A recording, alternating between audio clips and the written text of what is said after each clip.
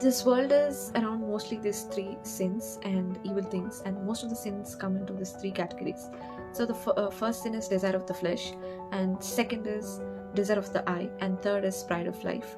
So let's talk about each and everything in detail.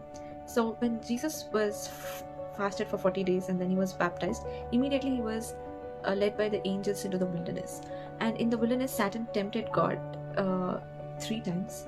So, and when Israelites also came out of Egypt and they crossed the Red Sea, and immediately they were drawn to the wilderness. Wilderness is a place, it is like a desert, you don't know what will happen, what will be there. And Israelites were also tempted in this three ways, in this three categories. Satan tempted Jesus when he was in the wilderness around these three sins. So, what you and I are, it will tempt us, and some of the other around this three only we have some of the other weaknesses when we commit this sin. And so only God can help us when we are going through, if we take his help. So first talk about desires of the flesh. It is having like about lusting and on flesh, or about the food, or about regarding concern to the flesh and about the beauty. And so Satan tempted God by saying, turn the stones into a bread. God rebuked by saying that man does not only live by the bread but also every word that come out of the mouth of God.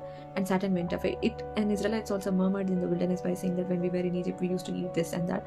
Regarding the food, about the flesh, about the lusting and everything, they were tempted when they were in the wilderness. Desires of the flesh, desire of the eye. So eye is lamp of the body.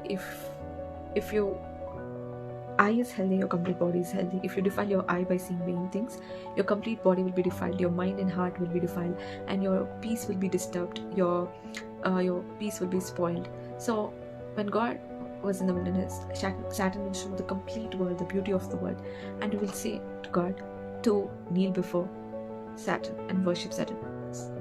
Jesus rebuked by saying that he is going to only bow before his Father. And then Israelites were also in the wilderness. They were passing from one place to the other place. There was lusting on the other places. But God said that he will give them the land flowing with honey and milk. So they're lusting on the Gentiles' places. And the last one is pride of life, the third one. So always trying to have the power and authority in the community, always trying to have the high values and esteemed places in the society. So quench for authorities and quenching for the power. So what will Satan do? It will take Jesus to the pinnacle and say, if you are really the Son of God, try to fall from here so that the angels will come and protect you. And God rebuked Satan.